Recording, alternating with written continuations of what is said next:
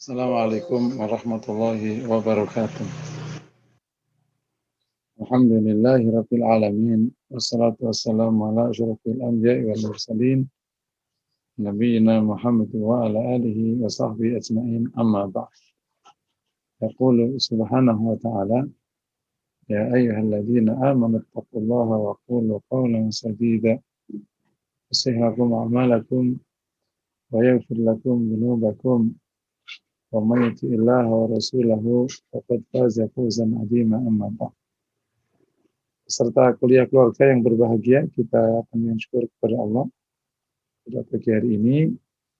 Allah izinkan kita semua untuk bisa gabung kembali di Hormati Institute dengan mata kuliah keluarga. Semoga diterima Allah Subhanahu wa ta'ala. Kita sudah bahas minggu lalu tentang prinsip-prinsip ya di dalam pengasuhan. Saya mengulas saja bahwa pengasuhan ini merupakan kewajiban agama sekaligus kebutuhan hidup. Kewajiban agama karena Allah berfirman, ya ayyuhalladzina amanu qu anfusakum wa ahlikum nar. Merupakan kewajiban agama karena kullu mauludin yuladu 'alal fitrah fa abawahu yuhawwidanihi aw yunassiranihi aw yumajjisanihi. Tapi sekaligus juga merupakan kebutuhan untuk hidup. Karena keluarga itu butuh keberlangsungan hidupnya dengan hadirnya anak-anak. Dan anak-anak akan bisa melangsungkan hidup jika ia dibina dengan baik.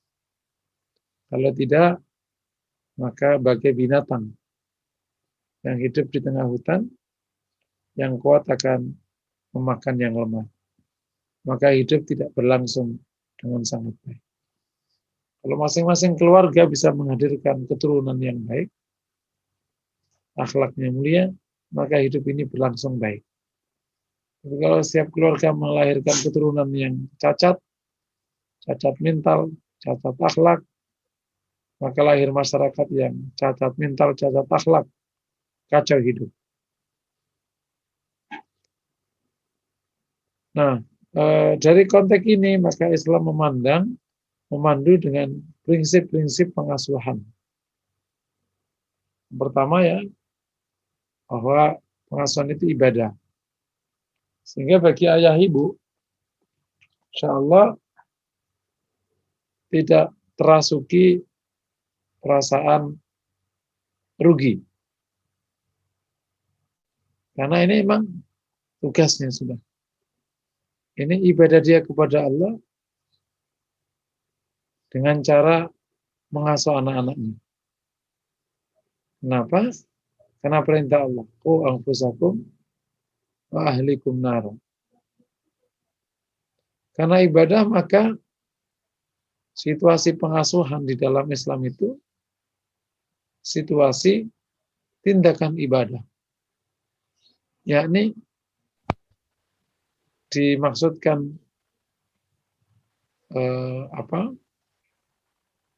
untuk Allah. Ikhlas mendominasi. Maka nanti akan kita bahas di bawah itu bab ikhlas. Tapi ini adalah prinsip pertama. Ini bukan tindakan investasi pengasuhan. Bukan ayah ibu menginvestasikan sesuatu di anaknya atau anak menjadi investasi dalam hidupnya. Nanti suatu saat ia bisa petik hasilnya. Bukan. Dia merupakan tindakan ibadah. Dia bukan merupakan modal dan investasi. Betapa ruginya orang tua jika memandang pengasuhan anak sebagai investasi. Karena bisa jadi nggak balik, gitu kan? Kan kalau investasi itu harus dipastikan balik. Kalau nggak ada kepastian baliknya, itu namanya judi.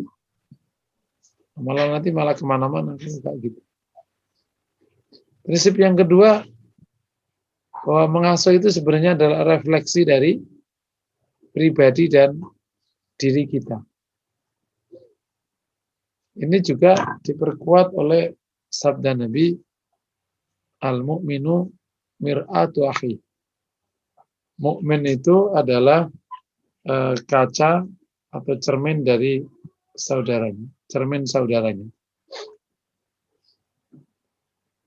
Kalau dengan saudara seagama jadi cermin, apalagi saudara seagama dan merupakan anaknya yang merupakan darahnya, maka jadi cermin. Engkau seperti apa, itulah anakmu. Masya Allah. Meskipun hukum ini ada pengecualian, kecuali jika Allah memang uji kita, sebagaimana anaknya Nabi Nuh. Masa ada Kan'an lahir dari istrinya bin Nuh? Lah itu ada, yaitu ujian. Sebagaimana seorang suami soleh, insya Allah dapat solehah. Kok nggak dapat? Ya banyak sebabnya. Bisa jadi itu ujian. Kayak Nabi Lot diuji oleh istrinya. Ya, ujiannya dekat sekitarnya. Jadi nggak usah kemana-mana daripada nyari ujian yang susah-susah. Diuji oleh istrinya. Diuji oleh bapaknya, kayak Nabi Ibrahim. Diuji oleh pamannya, kayak Rasulullah. Jadi masing-masing punya ujian. Diuji oleh suaminya, kayak Asia.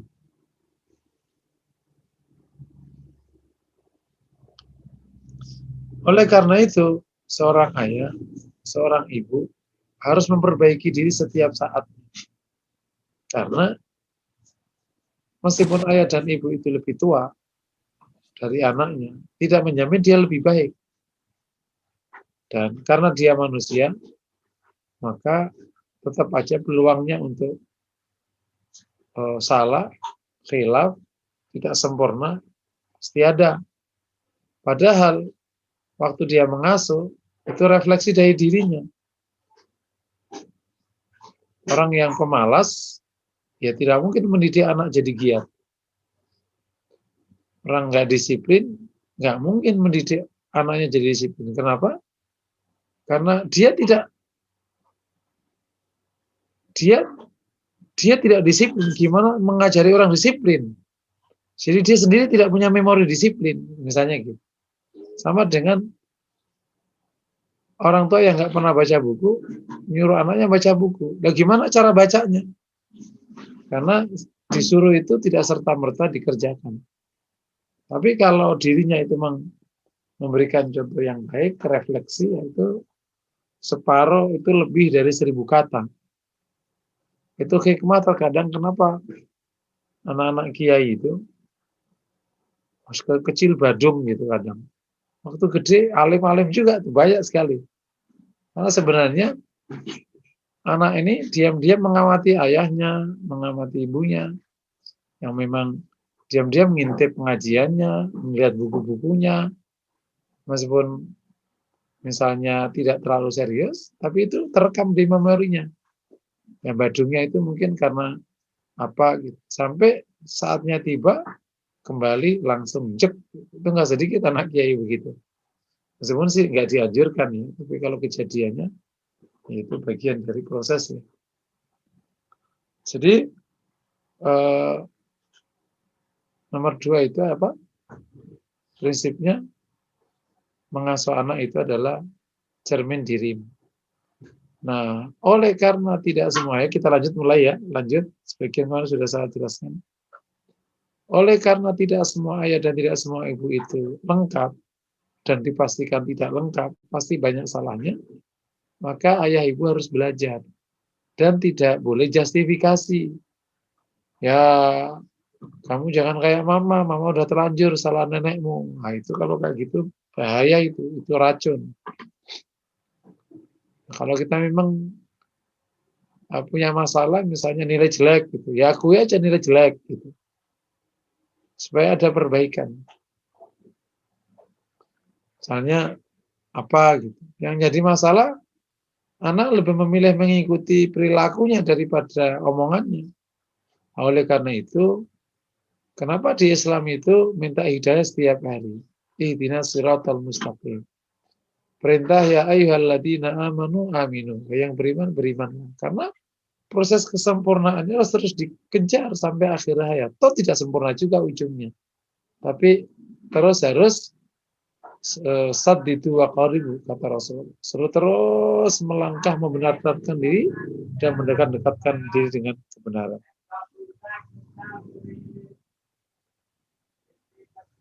Jadi harus ada perbaikan setiap saat. Oke ya. Ini prinsip yang kedua. Prinsip yang ketiga,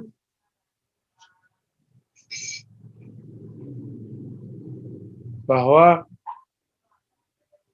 baik buruknya anak, hebat tidaknya anak itu, pada dasarnya,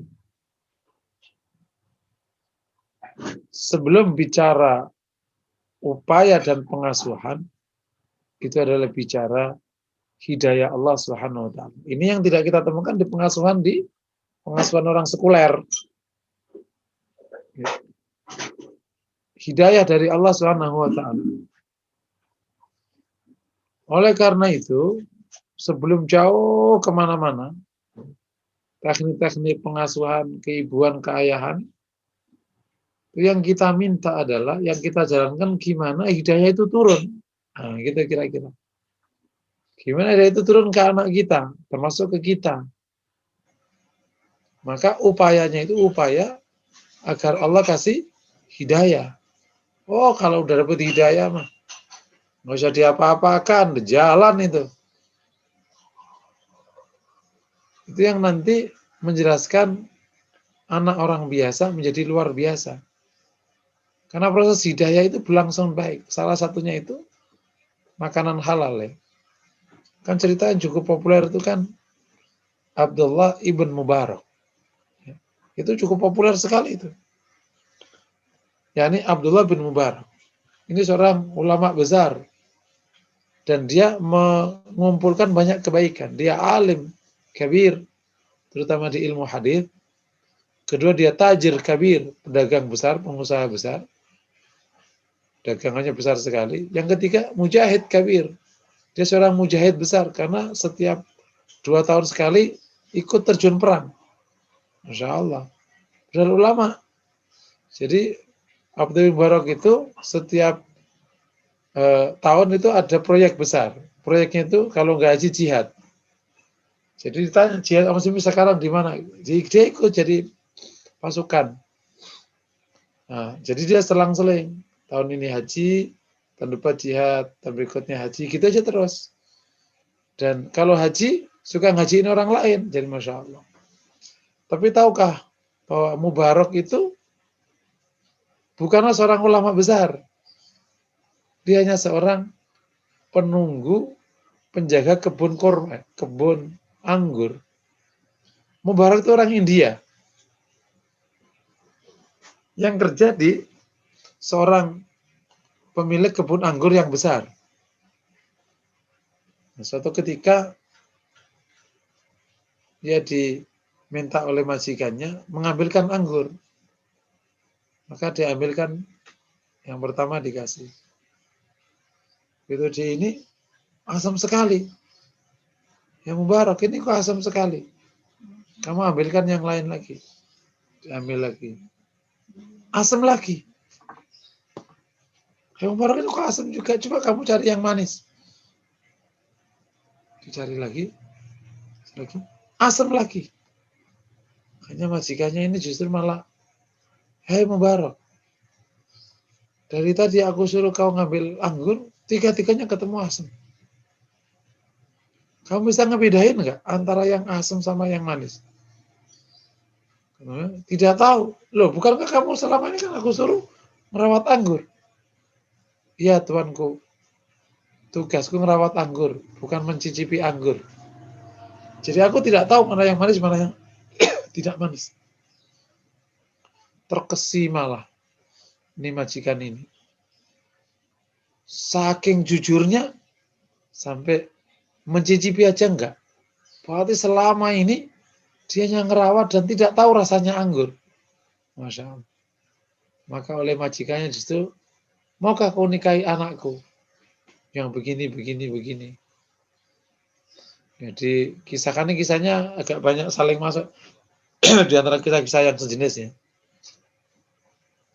Anakku itu cuma lumpuh, terus tidak bisa lihat. Kata orang, jika memang itu kehendak Tuhan, saya siap. Makanya dinikahkan. Dinikahkan, pas dia buka, kaget dia pergi. Keluar dari kamar.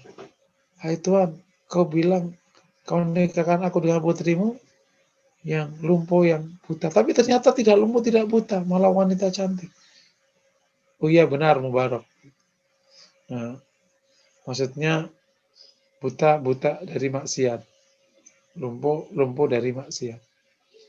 Akhirnya Mubarak nikah sama istri anak majikannya, dan lahirlah Abdullah bin Mubarak. Itu yang saya sebut sebagai dari awal keluarga itu membangun landasan hidayah. Sehingga hidayah itu turun. Lahir Abdullah. Oh udah. Jreng gitu.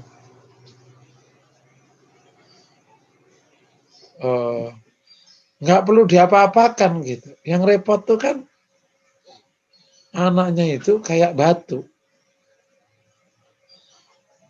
Dibeginikan susah. Malah ngelindingin orang. Lain kalau anaknya itu kayak adonan. Dicetak apa aja cepet jadi, kan enak. Atau udah jadi, emang dia mutiara. Ya udah. Itu tinggal nunggu hasilnya aja kan. Ada sejumlah anak emang udah dari kecil jalan sendiri sudah. Jadi prosesnya itu cepat sekali ya. Kisah ulama-ulama besar rata-rata begitu kan. Imam Syafi'i, Ahmad, dia ngelinding sendiri dari awal, itu nggak repot didiknya. Kayak Hasan Al-Basri itu kan ayah ibunya orang biasa. Bahkan budak dulu sebelumnya, kemudian dimerdekakan kan. Jadi menjadi maulanya Umi Salamah. Jadi ikut masuk di rumah Rasulullah. Gitu. Menjadi hamba sahanya kan, ayahnya itu kan dari karena Persia kalah sebagian jadi budak termasuk ayahnya. Makanya Hasan Al-Basri itu gantengnya tak terkira karena bapaknya orang Persia. Disebut dengan Basri karena pernah tinggal di Basrah. Nah ini dapat dari awal tuh udah dapat landing hidayah gitu. Ibarat hidayah itu ibarat pesawat, itu memang udah disiapkan landingnya itu memang siap untuk pesawat besar gitu. Lain kan kalau landingnya ini emang tanah apa itu tanah empang, lumpurnya 3 meter, ya repot. Apa aja ditanemin nggak bisa, dikasih ikan itu lumpur, repot. Paham ya? Dari awal tuh ayah ibunya udah bener. Makan halal, benar. Jadi anak itu landing gitu. Makanya itu kenapa di dalam menyusun keluarga itu istri itu menjadi super penting ya. Kenapa kan tungkahul mar'atu li arba, dinikahi wanita karena 4. Karena memang itu dasar landingnya pertama kali di maknya ya, namanya rahimnya di maknya. Nah, kalau maknya bener ya anaknya bener. Kalau maknya enggak ya udah. Nah, makanya kenapa kadang hafid Quran itu menjadi barokah tersendiri karena jadi waktu bayi ini maknya ya murojaah namanya hafid Quran. Jadi barokah dari nomor 3 apa tadi prinsipnya? Jadi semua bentuk perubahan dan dari proses pengasuhan itu sebenarnya adalah hidayah Allah Subhanahu wa taala. Oleh karena itu, ayah ibu sebelum bicara apa saja itu bicara gimana anakku itu berlimpah hidayah. Oleh karena itu perlu ada namanya proses agar hidayah itu turun. Seperti ini ya, seperti aja ya ini. Seperti makanan yang halal, situasi rumah penuh ibadah, ayah ibu rajin ibadah, ayah ibu juga punya majelis, mau idhok, untuk anak-anaknya, kemudian rajin berdoa, terutama pas hamil itu ibunya Masya Allah kuat ibadah, terus apalagi situasi hidayah tadi doa, termasuk majelis ilmu dikuatin, termasuk mau itu pendampingan yang sempurna itu menjemput hidayah. Tentu nanti akan kita bahas saja secara detail ya. Ini di prinsip bahwa perubahan itu dari hidayah. Makanya kadang saya sering ditanya, ini kok anak kayak gini, ini anak jumlahnya ibunya sama, lakinya sama, kok beda? Aku bilang hidayahnya beda-beda itu. Paling gampang punya itu hidayahnya beda-beda. Ada orang dapat hidayah segelas, ada orang hidayah semangkok, ada orang hidayah seember, ada orang hidayah sak lautan. Ada orang akhlaknya baik, ibadahnya ngaco. Ibadah bagus, akhlaknya jelek. Akhlak bagus, ibadah bagus, muamalahnya jelek. Bisa jadi. Itu namanya hidayahnya masing. Oke, sebelum saya teruskan, ada pertanyaan, dipersilakan. Ya, baik. Masya Allah, Bapak, Ibu, dan teman-teman semua, apakah ada pertanyaan sebelum kita lanjut? Untuk pertanyaan bisa tanya langsung dengan raise hand atau boleh di kolom chat. Oke, ada satu pertanyaan di chat, Ustadz, izin dibacakan? Ya, Assalamualaikum Ustadz, mohon penjelasan. Apakah istimewanya di usia 10 tahun, sehingga Rasul pun menegaskan pelaksanaan syariah Islam di usia ini? Memang saya rasakan perubahan sikap anak-anak di usia ini, dirasakan tidak patuh sebelumnya, saat ini sebenarnya lebih punya prinsip. Mohon penjelasannya bagaimana sebaiknya pengasuhan di usia ini, Ustadz. Syukron. Di 10 Ya, tahun. 10 tahun digunakan sebagai dasar bagi anak laki untuk menegaskan urusan salat. Ya, meskipun dimulainya dari umur 7. Kenapa? Karena itu usia menjelang mumayyiz. Menjelang otak bisa mikir. Mumayyiz itu rata-rata 12 tahun. Jadi 10 sebelum otaknya kemana-mana harus sudah diisi sholat. 2 tahun menjelang mumayyiz, sholat harus clear dulu. Karena nanti kalau otaknya kemana-mana belum sholat, kacau, nanti nggak bisa dikendalikan. Otaknya doang, ntar debat mulu apa aja. Ditundukkan dulu, supaya taat kepada Robnya dulu, baru nanti otaknya kebuka.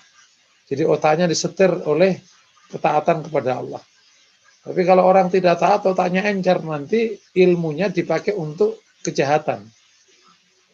Kayak orang belum punya nilai ketaatan, belajar hukum, ya udah hukumnya dipakai untuk menjustifikasi kejahatan.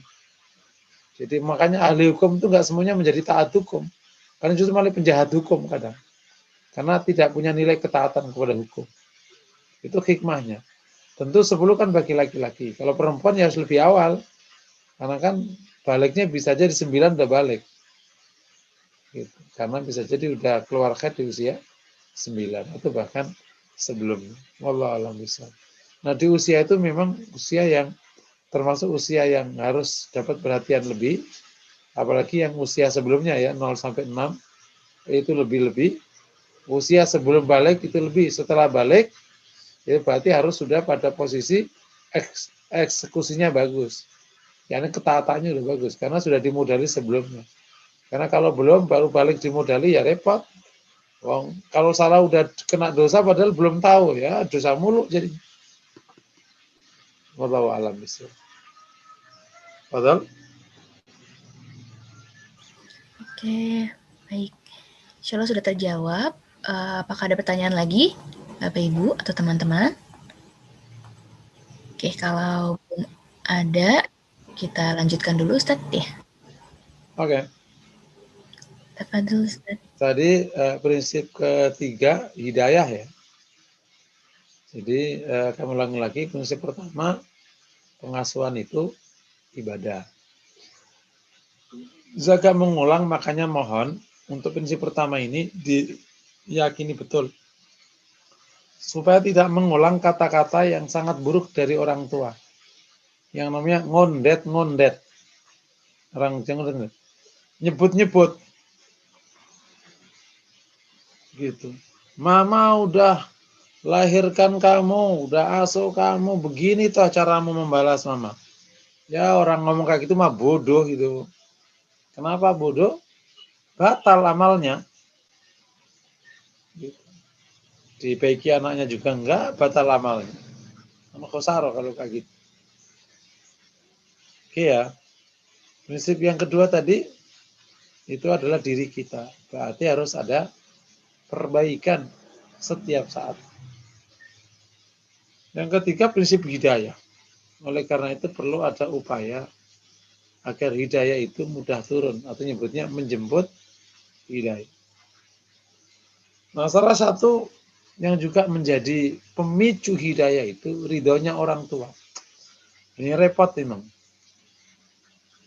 Anak itu kalau nyakitin, orang tuanya sakit hati. Kalau sakit hati, Allah nggak ridho. Kalau Allah nggak ridho, ya repot nih bocah. Baru-baru dikasih hidayah. Rahmat nggak turun. Tapi kalau anak itu baik gitu, orang tuanya ridho. Orang tuanya ridho, Allah ridho. Ya gampang akhirnya. Belajar ini gampang, ini gampang. Ya jadi masalah kalau diuji anak yang naudzubillah. Gimana? Ya orang tuanya yang harus sabar-sabar. Jadi kalaupun marah ya bentar lagi hilang. Marahnya bentuk kasih sayangnya. Bukan marah bentuk tidak ridhonya. Karena kalau nanti nggak ridho, semakin repot. Repot bapak ibunya, repot anaknya. Karena Allah nggak kunjung ngasih hidayah. Jadi pastikan kita memang ridho. Ya jangan salah dipahami ridho orang tua seakan-akan akhirnya dimanfaatin anaknya untuk kurang ajar. Ya ini akhirnya mengunci atau dua orang tua yang baik dimanfaatkan oleh anaknya untuk kurang ajar. Toh mama atau papa tidak bakal aku. Nah, itu perlu sebuah pola-pola yang lebih bijaksana ya. Yang ketiga ya. Yang keempat, prinsip yang ketiga. Bahwa penanggung jawab utama dalam pengasuhan itu adalah kedua orang tua, bukan guru. Tapi sekira harus ditanya mana peran yang paling besar antara ayah dan ibu, jawabannya ibu. Makanya ada ungkapan al-ummu madrasatul aulad. Ibu itu madrasahnya anak-anak. Ibunya benar, anaknya benar. Ibunya kacau, anaknya kacau. Meskipun bapaknya benar. Makanya ini kebenaran wanita ini luar biasa perannya. Wanita itu emang makhluk begitu. Tapi perannya besar. Dia yang membuat pabrik generasi itu berjalan benar. Kalau ibunya kacau. Makanya beberapa negara yang mendapatkan penjajahan itu, sebagiannya dikacaukan dulu wanitanya. Kalau wanitanya kacau, udah nggak hormat sama suaminya, nggak mau ngurus anak, itu penjajah tinggal nunggu matinya orang-orang ini aja. Habis itu anaknya gampang dijajah. Ya otomatis akan minum macam-macam dan lain sebagainya. Kayak di Kongo apa di mana ya? Negara ini punya kalau nggak Kongo apa Liberia, pokoknya daerah Afrika. Ini negara itu kaya raya, tapi punya kebiasaan setiap malam mabuk. Setiap malam kalau nggak mabuk nggak keren. Dan nggak sedikit di antara mereka itu yang tidur di jalanan karena mabuk itu udah jadi budaya di jalan gitu. Jadi orang tidur di jalan itu biasa. Pagi-pagi ucek-ucek baru ke kantor atau kerja kemana. Yuk bayangin terusan dari sejarah negara ini bangkrut atau maju. Bangkrut. Makanya ini mohon kita semua perhatian masalah ini. Nah, kenapa perlu ditegaskan di prinsip? Kenapa? Karena pertama, karena memang secara sosiologis dan psikologis, anak itu berkembangnya bersama kedua orang tuanya. Kenapa?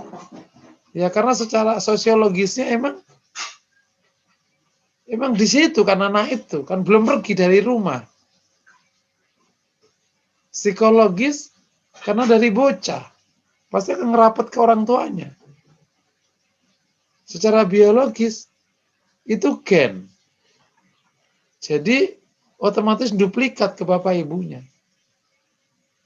Nah, kalau bapak ibunya nggak mau ngambil peran, itu sama saja cetakan nggak mau nyetak. Ya udah, yang nyetak siapa? Orang lain. Lah beda, gitu. Merumbak banyak jadinya. Itu yang menyebabkan terkadang anak bisa bingung karena di rumah diajari apa, di pondok diajari apa. Tapi kalau ada perbedaan nilai di antara rumah sama pondok, yang akan dijalankan sama anak gimana? Yang dari rumah. Meskipun kalau ngomong ikut pondok, tapi yang terjadi ikut rumah. Ini ada kisah yang kemarin sudah saya pernah sampaikan. Di salah satu pondok pesantren, itu pernah ada kejadian anak itu marah tengkar sama temennya, itu temennya ditancap pakai garpu di pahanya. Anak SMP, kira-kira sepondok. Anaknya dilarikan ke rumah sakit, bapaknya dipanggil. Begitu bapaknya dipanggil, bapaknya senyum-senyum. Kenapa coba? Karena di rumah begitu. Bayangin aja. Jadi anak ini refleksnya ya ikut perilaku bapaknya. Jadi ketika nanti disuruh yang lain, memori di otaknya nggak ada. Kecuali nanti didongkel memorinya. Diganti memori yang baru, yang baik. Kira-kira kayak gitu. Jadi yang pertama secara sosiologis emang lebih banyak bersama ayah ibu. Otomatis karena lebih banyak yang paling berpengaruh ya ayah ibu. Yang kedua secara tadi biologis. Itu gennya kan gen ayah ibunya. Udah ada cetakan bapak ibunya. Sehingga dia gampang moles. Cetakannya begitu.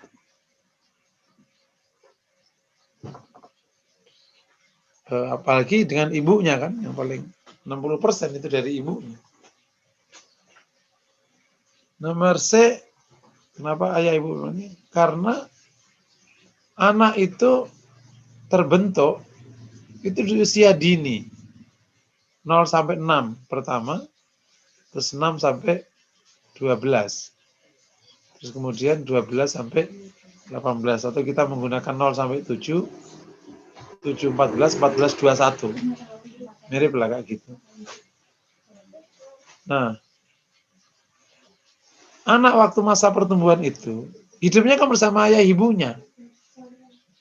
Jadi kalau pas masa pertumbuhan itu nggak segera dicetak, ya udah isinya tanpa cetakan.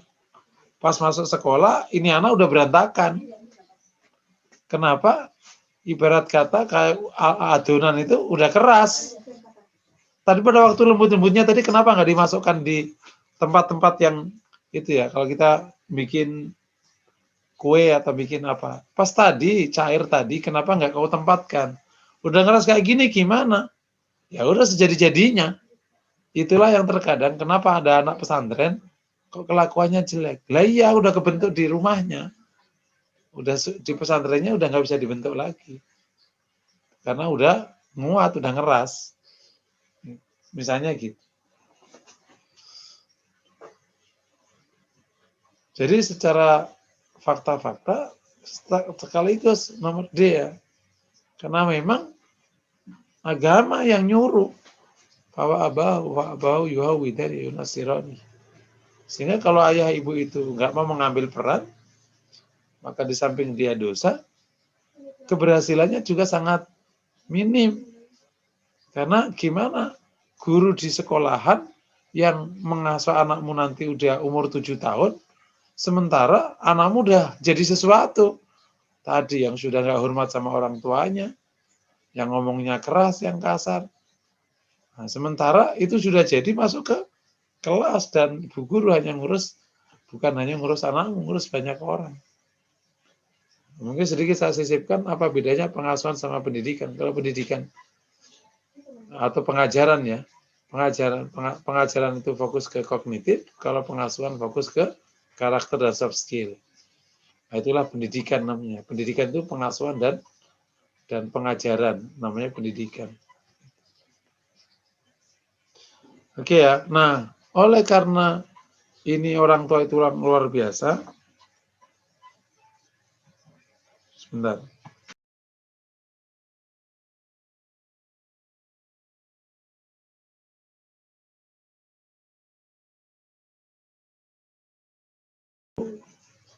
Itu tidak main-main, karena ini prinsip. Begitu ayah ibu nggak ngambil peran ini, maka ibarat adonan udah pada keras. Masa sekolah ya udah keras, udah harus kerja keras gitu ibarat kata. Tapi kalau dari awal udah ayah ibunya mau, luar biasa itu. Anak lagi gampang-gampang dibentuknya, gitu. Yang bentuk cetakan bagus, jadi. Itu makanya kadang orang hebat melahirkan anak hebat itu ya karena cetakan ini gitu. Makanya kalau yang nggak hebat harus belajar sama yang hebat. Gimana sih nyetaknya itu gimana?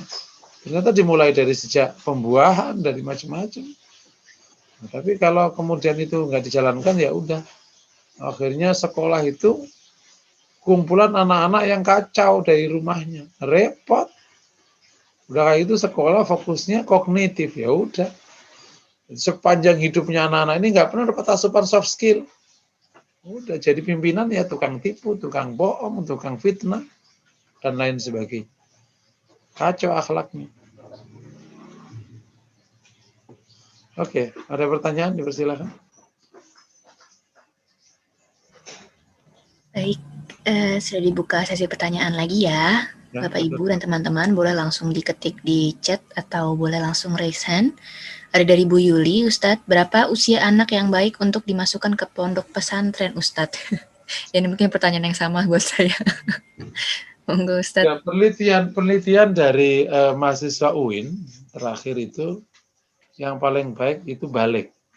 Sebelum balik, anak itu rentan dan tidak bisa menjaga atau nggak bisa membentengi diri, menjaga dirinya. Ya, balik itu berarti bagi anak-anak laki-laki di SMA-nya masuk pesantrennya.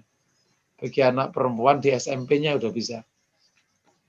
Karena perempuan waktu SMP itu udah balik. Kalau laki waktu SMP belum balik. Kayak masih bocah. Bocah, apalagi anak sekarang. Anak sekarang itu terlambat kedewasaannya karena dimanja oleh instanisme. Apa-apa instan. Bubur instan, ini semua instan, akhirnya anaknya instan. Nggak mau capek, nggak mau repot, nggak mau susah dikit, rapuh.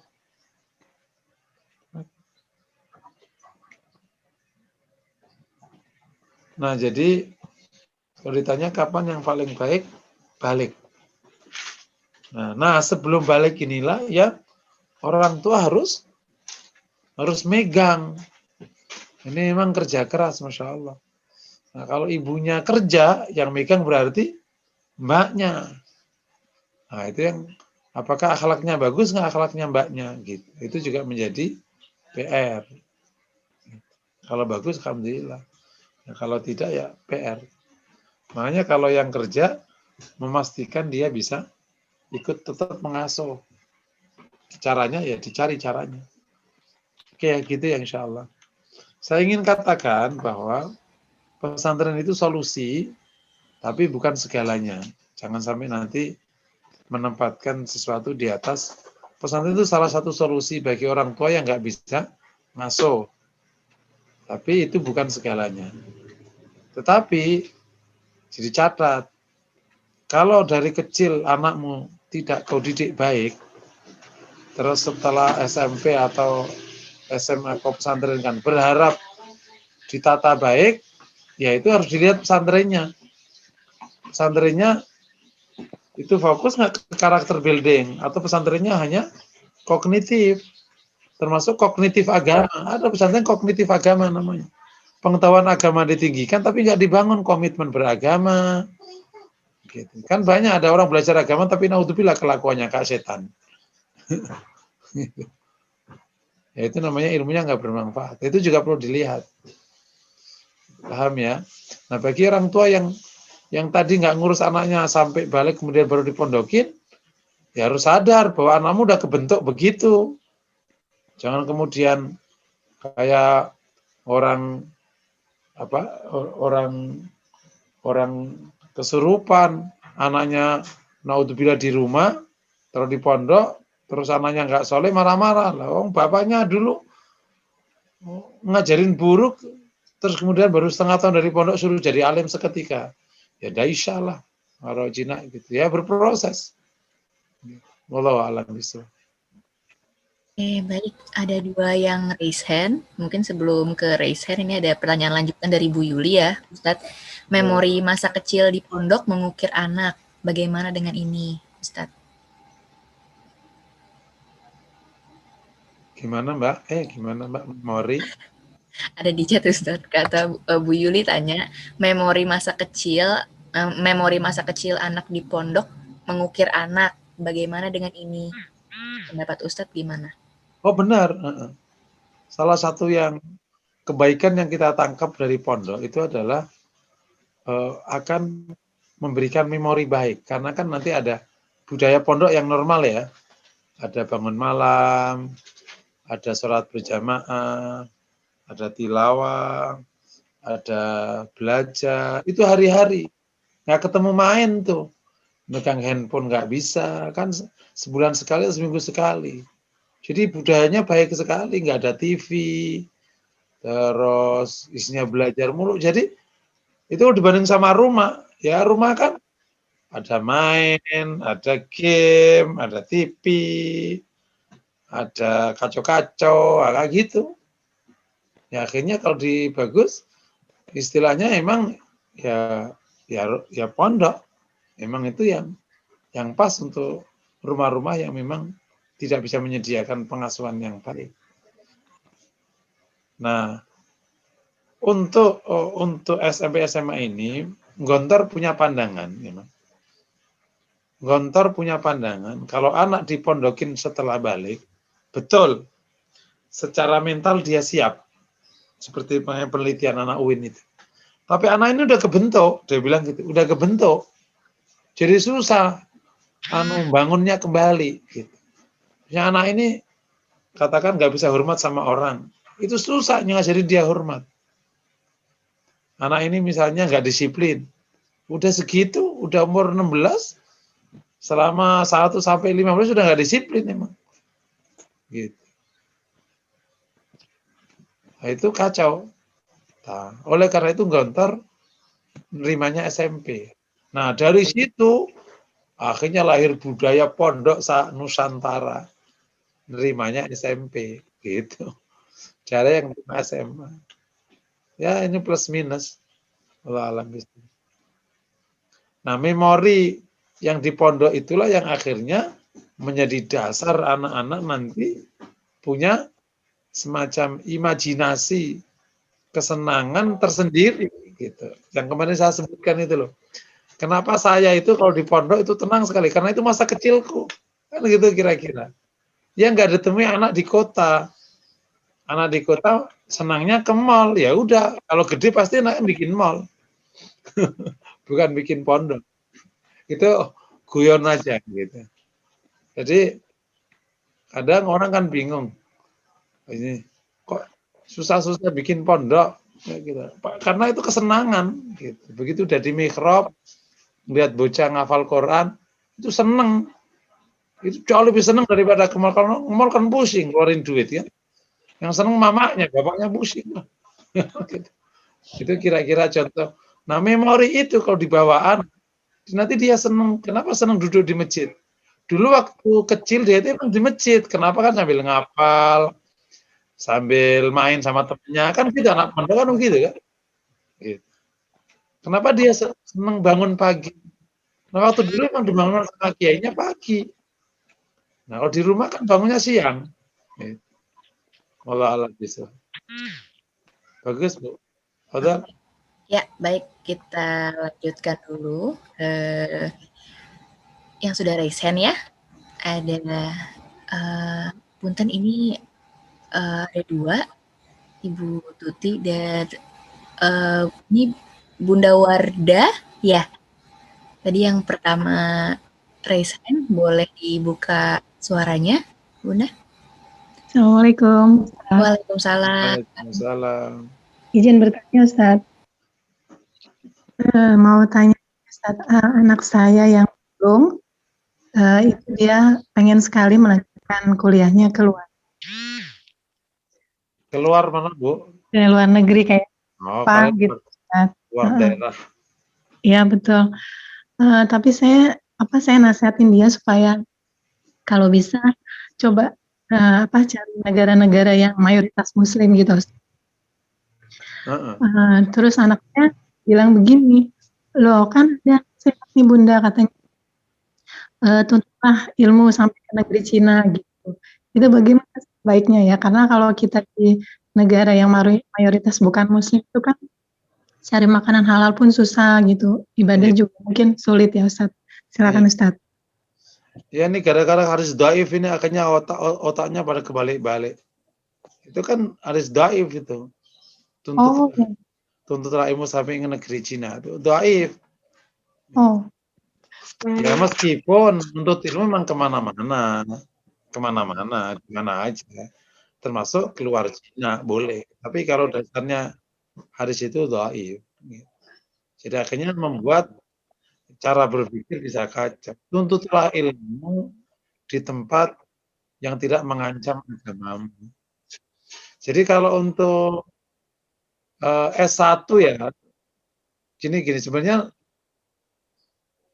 nuntut ilmu di negara non-muslim itu nggak apa-apa kalau anaknya sudah dibekali agama cukup. Dan banyak sekali kok yang aman ya. Sebentar ini kok suaranya. Halo? Jadi ya Ustadz, terdengar Ustadz. Sebenarnya kalau S1 di negeri non-muslim ya, atau mayoritas non-muslim, sebenarnya nggak apa-apa selama anaknya itu udah kuat agamanya. Sehingga nanti tidak ikut pengaruh yang ada di sana.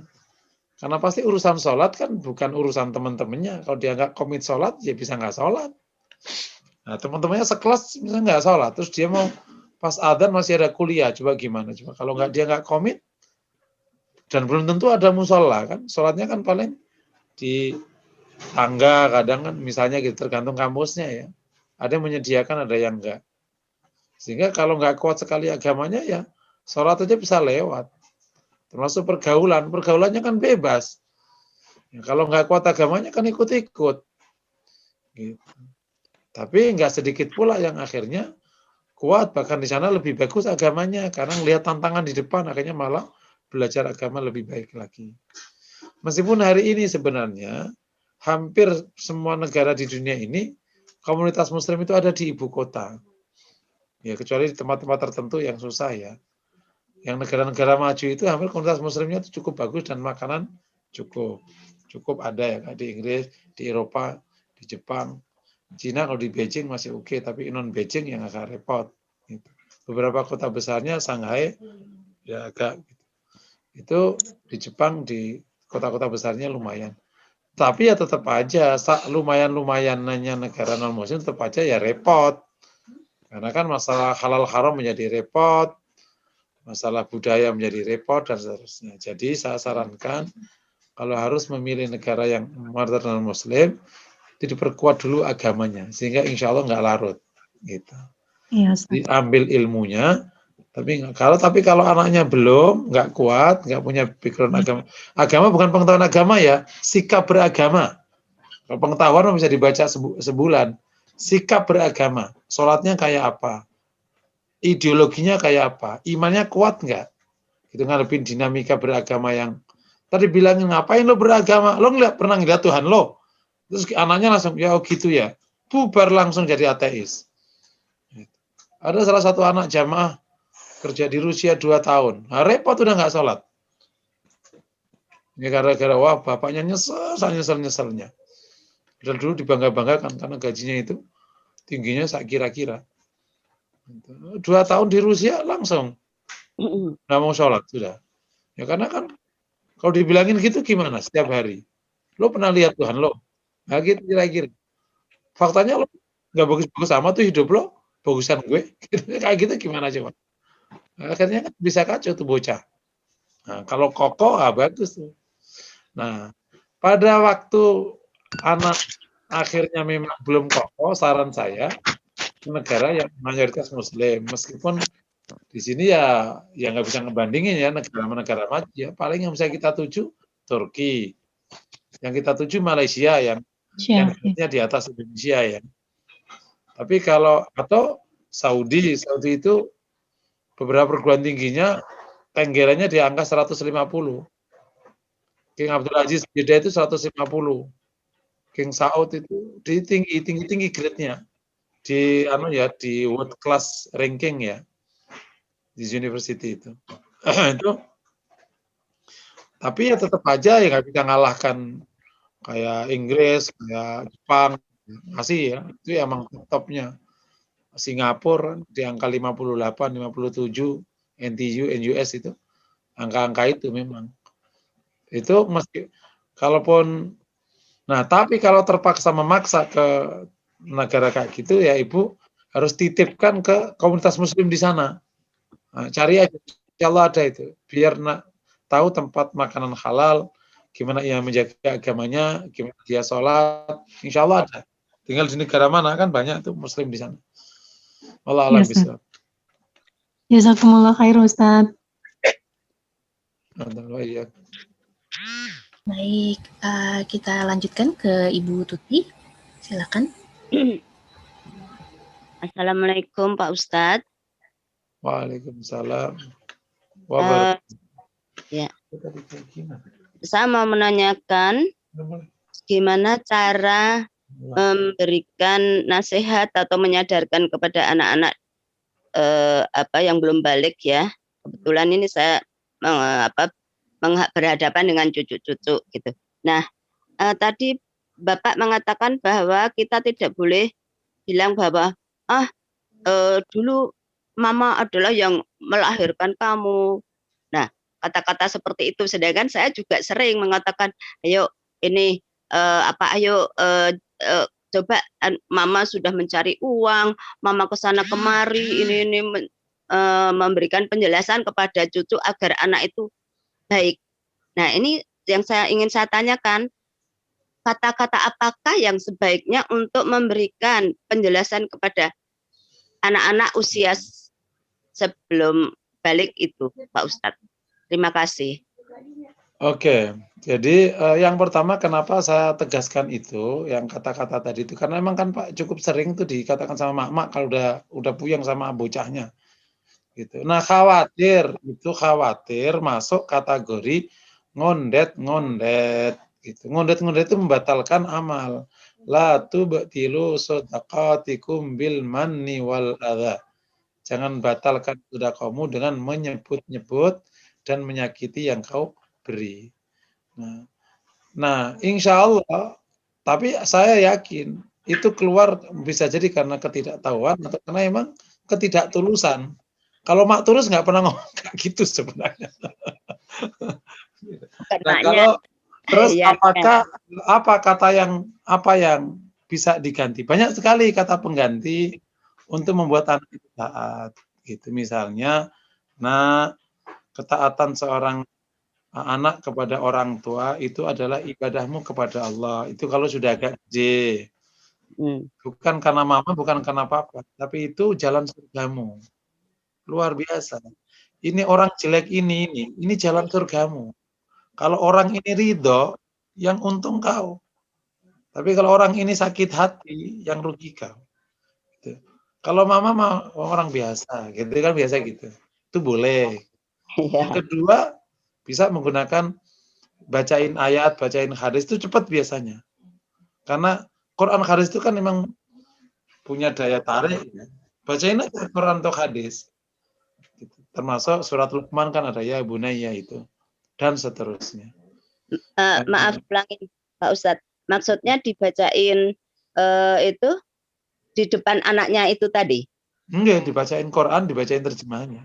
Dan terjemahan di depan anaknya gitu ya Pak Ustadz? Nah sini atau cu sini. Nih, Mama bacain. Ini ada ayat bagus banget, aku dengerin. Itu boleh. Yang ketiga bisa menggunakan variasi. Kan Mama pasti pinter cari ungkapan yang menarik untuk anaknya. Gitu. Oh iya. Itu duluan lihain itu piawe itu Allahyarham Ya. Oke, terima kasih. Kan insya Allah namanya orang tua kan kelebihannya kan selalu lebih tua daripada anaknya. Nah itu kan kelebihan yang nggak bisa dilalui sama anaknya. Mama ini udah tua loh. Nah. Ini maksudnya apa ya? Orang tua aja. Maksudnya artinya ya orang tua kan berarti lebih dulu menjalani hidup dan macam-macam. Ada ungkapan lebih tegas lagi kalau anaknya. Sampai kapanpun kau ini anakku, kamu nggak bisa ngelewati. Gitu. Paham? Apa itu maksudnya? Yang maksudnya taat. Kalau di Jawa itu kan ada filosofi itu, Bu. Ibu orang Jawa, orang mana? Orang Ngayogyakarta. Nah, kayak itu kan ada itu di dalam nopo nggak boleh si gudel kebo nyusu gudel ya, nggak boleh itu. Kalau sudah tiba masa seperti itu kiamat nak. Kalau tiba ada orang tua sudah nggak ditaati itu kiamat nak. Gitu. Ya banyaklah variasi pilihan kata yang membuat anak. Insya Allah. Tapi kita pastikan hati kita bisa kejaga ya. Jangan sampai kita yang akhirnya menggugurkan amal kita. Kan amal kita ini kan terutama ibu ya. Ngurus anak itu kan hampir 24 jam. Lah kalau batal kan sayang. Astagfirullah. Udah capek. Capeknya sampai saubun-ubun nggak ada pahalanya. Rugilah. Hanya gara-gara ingin dihormati anaknya. Lah kosan. Orang Jawa bilang. Biarin, nggak dihormatin nggak apa-apa. Ini pahalaku gede. Gitu. Nah yang kayak gitu justru membuat anaknya tuh nggak berani. Kayak gitu. Sok nggak apa-apa kau. Kalau sampai Umi sakit nih, bukan Umi yang marah, Allah yang marah. Umi mah orang biasa, kayak Gumbal Mukia, cara Jawa kan bilang nggak gitu, orang biasa. Tapi kalau orang seperti ini kok sampai sakit hati, nah, itu yang marah itu pemilik langit dan bumi. Lu kok Mama ngancet? Ya, biar kamu tahu aja. Ya itu banyak pilihan lah Bu, mulai dari yang lembut, yang ini sampai. Tapi pastikan anak-anak memang hormat sama orang tua, karena itu bekal dia. Karena kalau sampai anak nggak hormat sama orang tua, dia nggak hormat sama orang lain. Itu nanti kasihan dia. Karena kalau nggak hormat sama orang lain, ya dia akan dihinakan sama orang lain. Gitu. Bekalnya hormat sama, biasanya kalau orang hormat sama orang tua, dia punya experience hormat. Kan pertama kali orang yang ditemui dalam hidup dia kan orang tua. Akhirnya dia hormat sama kakaknya, hormat sama gurunya, hormat sama temannya. Dia orang yang terhormat. Wallahu a'lam bishawab. Fadhal. Ya, terima kasih Pak Ustadz. Baik. Oke, ada lagi nih di chat Ustadz. Ini ada dari Bu Dwi. Assalamualaikum Pak Ustadz. Ingin menyampaikan bahwa berkat nasihat Pak Ustadz pada kajian terdahulu, anak saya sekarang sudah sholat. Masya Allah, Alhamdulillah itu berkah, hidayah dari Allah. Ada tambahannya Ustadz, hanya masih sulit untuk pakai hijab. Mohon arahan Pak Ustadz. Nah, bertahap. Tapi yang pertama itu hidayah Allah SWT. Yang kita syukuri ya, hidayah Allah yang turun dari proses yang kemarin dijalankan. Tinggal yang kedua kalau masalah hijab, coba kalau hijab, anaknya ini punya apa? Punya semacam imajinasi apa? Kecantikan, keseksian, pertemanan. Ada yang membuat dia nggak hijab itu bariernya banyak. Terkadang merasa kalau hijaban itu nggak keren, misalnya kayak gitu tuh. Kalau yang kedua, nanti pergaulannya terbatas kalau hijaban. Karena teman-temanku pada nggak hijab, ntar kalau hijab ntar aku dikucilin. Karena anak itu lebih takut dikucilin daripada nggak dikasih uang jajan. Gitu. Kalau namanya dikucilin sama temennya, udah kiamat itu bocah itu. Tapi kalau diancam sama mamanya, nggak apa-apa. Mamanya kan tahu besok juga bukan maafin lagi. Si anak-anak itu Masya Allah. Nanti udah gede baru tahu sama orang tengah, masih anak-anak. Awas ya nak, saya ya diem aja, nggak besok juga bakal dikasih duit lagi sama mamanya. Tapi kalau kakak anak temennya udah bilang, kalau lo gitu, gue keluarin dari grup nih. Udah itu nangis dia. Makanya dia ingin menyamakan. Coba dicari sebabnya. Apakah itu? Nah, kalau nanti sebabnya ketahuan, nanti diajak dialog. Cantik. Enggak kok, nak. Lebih cantik loh, nak. Difoto-fotoin kan bisa. Pergaulan. Enggak. Mama itu lo punya, punya teman. Anaknya hijaban, temennya banyak kok. Ya, nanti asal kau pindah pandai-pandai aja bergaul kok. Gitu. Dan macam-macam lah. Nanti tanyain apa lagi gitu. Sambil dibacain Quran ya, supaya masuk di dalamnya itu kewajiban untuk sholat, termasuk fadilah hijab itu gimana, utamanya hijab itu gimana, termasuk ya kalau sudah mulai sudah masuk baru ancaman, kalau enggak ancaman terakhir ya, ancaman kalau ya tidak hijab seperti apa. Sambil jadi kita coba pahami situasi pikiran di bocah nih. Bocah itu kan punya pikiran, dan namanya bocah itu lebih ngotot daripada profesor. Kan terkenal tuh profesor itu kan orangnya nggak mau ngalah ya. Terkenal tuh. Udah jangan sama profesor, pasti kita akan kalah. Paham ya? Kalau kita di kampus, wah profesor yang 70, nggak usah bantah, ya aja. Kalau bantah sama dia, bakal nggak lulus. Kalau bimbingan kan gitu. Dia ngomong apa aja, ya aja lah prof. Gitu. Begitu lulus baru, aku nggak percaya sama pernyataanmu. Gitu, kalau udah lulus. Kan gitu. Nah ini bocah itu lebih ngotot daripada profesor. Bocah itu dia punya pikiran sendiri. Nah kalaupun dia misalnya nggak berani ada orang tuanya, nanti di luar dia jalan dengan pikirannya sampai nanti dia menemukan, oh ternyata keliru. Nah ini yang perlu ditemukan, karena hari ini orang tua bukan sumber utamanya informasi dari anak-anak kan, dari mana-mana. Wallahu a'lam bishawab. Itu Bu kira-kira. Semoga Allah berikan hidayah terus kepada putrinya ya. Amin. Syukron Pak Ustadz. Oh, iya. Ya. Boleh langsung nggak Pak Ustadz? Langsung ya? Oh boleh. Rohani, ya. Iya Ibu Rohani silakan. Tapi ini gini, kita yang kajian kita kan orang tua ke anak. Kalau ini anak ke orang tua. Maaf Pak Ustadz, Assalamualaikum. Waalaikumsalam. Ini saya pribadi Pak Ustadz ya. Saya tanyakan apakah saya itu dosa ke orang tua saya. Jadi gini Pak Ustadz, namanya saya kan dulu di kampung. Penghidupan di kampung itu sulit Pak Ustadz. Berladang, nyadap karet, tapi saya sekolah. Sampai SD tamat, udah nggak boleh sama orang tua saya, sama kakak-kakak saya. Tapi saya bersikeras, lanjut sampai SMA. Nah, sudah itu dewasa, adalah yang ngelamar. Tapi orang tua saya nggak boleh Pak ke kota. Padahal saya sekolah agama tuh 6 tahun setiap pulang sekolah. Nah, alasan ayah saya, jangan kamu ke kota. Kalau ke kota kamu nanti jadi kafir. Dan namanya pendidikan orang tua kan cetek ya Pak ya, nggak tamat SD. Kalau kamu ke kota nggak bakal kamu sholat. Saya bilang, enggak ayah, semua orang di kota itu bukannya jahil. Malah di kota itu lebih banyak yang agamanya kuat, saya bilang. Enggak sebagian kecil yang jahil. Nah, akhirnya ngelamar nggak boleh. Nah, inilah Pak, saya mau tanya, dosa nggak saya? Akhirnya saya pergi dibawa keluarga suami saya kabur dari rumah saya tanpa izin. Nah, waktu saya nikah, orang tua induk adat dari suami saya datang ke rumah bapak saya.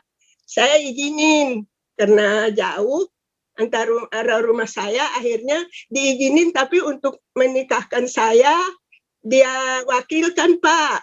Sedih juga sih saya. Nah, apakah saya dosa, Pak? Melanggar aturan orang tua saya, harus nikah di kampung itu gitu, Pak. Dosa nggak, Pak, saya kabur? Iya, Itu iya.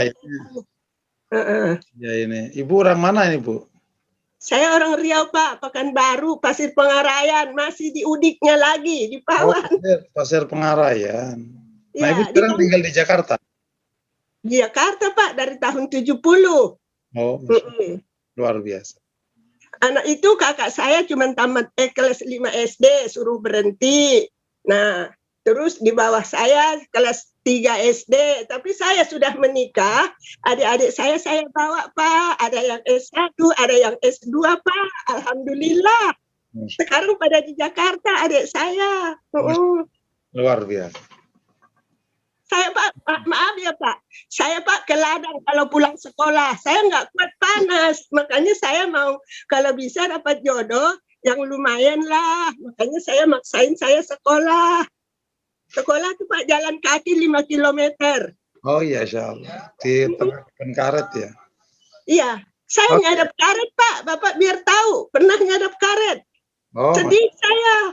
Insya Allah. Sedih banget. Dosa nggak, Pak, saya sama ayah saya? Oke. Jadi umum aja karena ini jawaban untuk umum ya. Iya, Yang Pak. pertama, beberapa tindakan ibu dapat dibenarkan. Ibu memaksa sekolah itu dapat dibenarkan. Iya. Jadi larangan orang tuanya itu itu gugur karena larangan orang tuanya melanggar aturan yang di atasnya, aturan agama. Yang kedua, mengenai beberapa teknik hubungan tadi yang harus diperbaiki itu yang melanggar ibunya. Kayak tadi nikah, meskipun ujungnya dijodohkan, diizinkan, tapi ada yang kurang pas gitu. Nah, jadi karena ini sudah terjadi, mendingan solusinya aja Pak Ibu minta maaf aja kepada bapak ibunya kalau masih ada. Kalau mama saya boleh, bapak saya, tapi minta maaf ya malah akhir-akhir sebelum dia meninggal udah adik-adik saya sarjana, ada yang S2, baik, saya juga pulang ya. Saya dapat apa saya beliin, baik dia udah. Tapi maksud saya berdosa nggak karena saya kabur tuh dari rumah, Pak, nggak izin. Ya kalau itu masalah memang. Dosa ya, Pak. Iya, kan tadi itu kan menyakiti orang tua. Cuman ada nanti agak detail itu. Seorang wanita boleh nggak maksa dengan jodohnya. Kalau orang tuanya tidak mengizinkan, itu gimana statusnya? Kalau nanti kufu nggak kufu, nanti agak detail Bu bahasanya Bu. Ibu bisa diizinkan kabur kalau memang jodohnya itu kufu. Kalau kufu maka nanti hakim yang akan mengambil alih. Maka larangan orang tuanya itu nggak berlaku. Nanti tergantung kasusnya. Cuman kalau di sesi ini, kalau udah terlalu pribadi mungkin jauh. Jadi intinya selesai aja. Ibu minta maaf jika ada yang kurang bagus, biar selesai dan udah selesai kasusnya. Close. Udah dosanya hapus ya, Pak? Insya Allah, minta maaf. Insya Allah. Kan udah diizinin, di samping itu kan adik-adik saya udah saya sekolahin, udah pada sarjana. Oke. Nah. Insya Allah. Jadi saya bisa hapus ya, Pak, dosanya ya? Wah. Ya Allah, saya takut banget, sedih. Habis saya nggak kuat, Pak, nyadap karet sama berladang. Ya, terima kasih Pak Ustadz ya. Terima kasih banyak. Mudah-mudahan saya diampuni dosa saya sama ayah saya. Ya Allah. Terima kasih Pak Ustadz. Oke, pertanyaan yang pertama Ustadz ada dari Ibu Nadila. Bagaimana mengatasi anak kita yang perilakunya terkontaminasi dengan teman di sekolahnya, yang ternyata teman sekolahnya ini berasal dari keluarga broken home. Jadi contohnya teman sekolahnya itu suka bicara kasar dan berakhlak buruk. Jadi anaknya ikut-ikutan Ustadz, karena berteman dengan anak ini. Gitu. Monggo Ustadz, mungkin ini boleh dijawab dulu sebelum pertanyaan satunya lagi. Oke, jadi ini memang perlu treatment khusus kalau punya teman yang kayak gitu. Istilahnya itu penguatan ya. Penguatan anak supaya tidak terkontaminasi. Nah, penguatan bisa dilakukan di rumah, bisa juga mengintervensi sekolahnya, istilahnya bukan intervensi, berkolaborasi sama sekolahnya agar membangun proses yang baik di kelas. Nah, kalau sekolah negeri memang agak susah karena jumlahnya besar. Tapi kalau swasta, biasanya bisa dia swasta bagus ya, bukan swasta murah ya, swasta bagus itu agak bisa diajak bicara kayak gitu-gitu. Nanti ada treatment khusus tuh. Anak-anak yang broken home ada treatment khusus sehingga nanti dia nggak berdampak ke yang lain, yang baik, yang dominan. Itu mungkin secara praktik alam bisa. Ya, baik. Berarti mungkin jawabannya bisa bekerja sama dengan pihak sekolah gitu ya, Ustadz ya? Iya, benar. Oke. Sampai Pertanyaan anaknya ya. Iya. Oke, pertanyaan berikutnya dari Ibu Nurul Dina. Assalamualaikum Ustadz, izin bertanya, apakah pernah ada orang yang berkomentar pada seorang wanita yang harus bersalin melalui operasi sesar karena ada 3 kondisi medis yang menyebutkan persalinan normal, bahwa dia telah durhaka atau pernah menyakiti hati ibu atau orang tua. Apakah hal ini juga dijelaskan dalam agama ya Ustadz? Oh ya, hubungan antara tindakan pelanggaran agama dengan penyakit itu sebenarnya tidak dapat dijelaskan secara ilmiah karena dasarnya nggak ada. Tetapi secara kita nyebutnya gini, kalau secara pengetahuan dan dasar hukum nggak punya hubungan langsung. Cuman itu mungkin terjadi karena dari pemahaman masalah ujian yang disebut dengan ketika orang dosa maka Allah akan berikan padanya bala. Itu mungkin terjadi.